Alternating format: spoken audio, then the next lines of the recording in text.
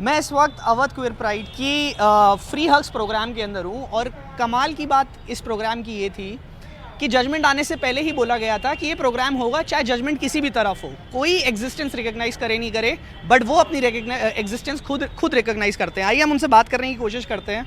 आपका नाम? हाँ, मेरा नाम रज़ा है। तो पहले आप फ्री हग्स प्रोग्राम के लिए बनाइए, क्यों रखा आज आपने ये programme? So basically our pride has been doing a lot in UP for past 7 years।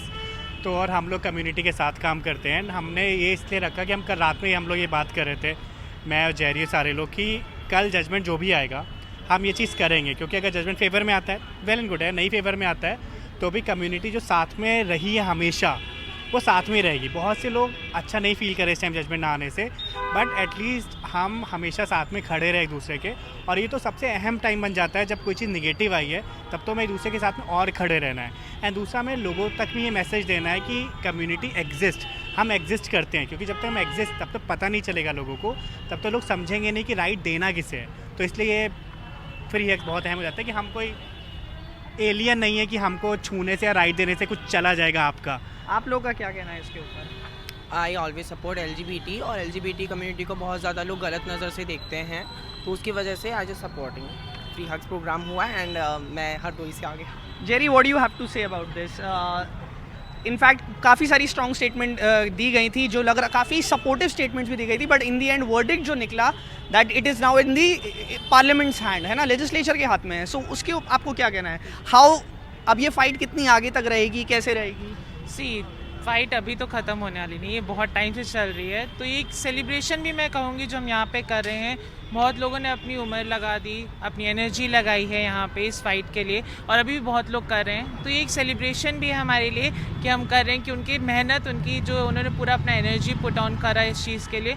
And ये फ़ाइट ऑफ कोर्स ये बहुत लंबी फ़ाइट है, जो हमें एट प्रेजेंट हम कहें तो गवर्नमेंट भी इस चीज़ को रिकग्नाइज़ कर रही है, बट धीमे धीमे कर रही है।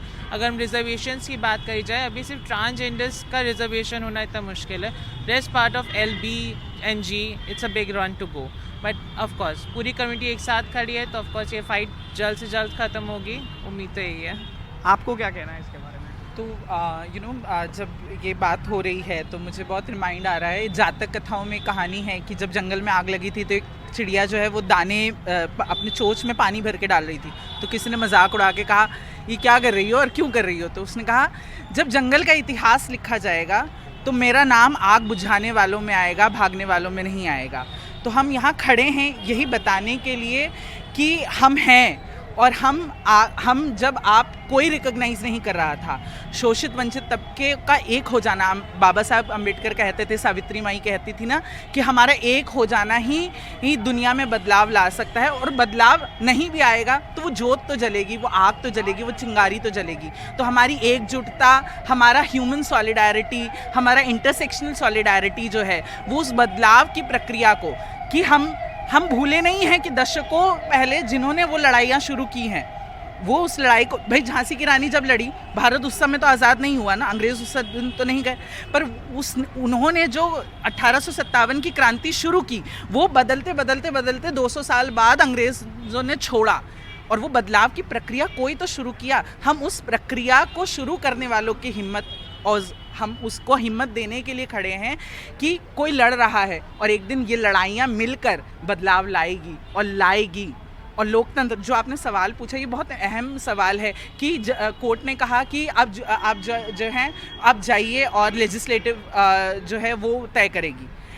एक अल्पसंख्यक समुदाय या जो शोषित तबका है, वो उसके लिए ही आपका जुडिशियल सिस्टम बना है। जुडिशरी बनाई इसीलिए गई है कि अगर पार्लियामेंट मेरी बात नहीं सुन रहा तो कोर्ट सुनेगा, पर कोर्ट ने ये निराश किया, ये तो बिल्कुल है।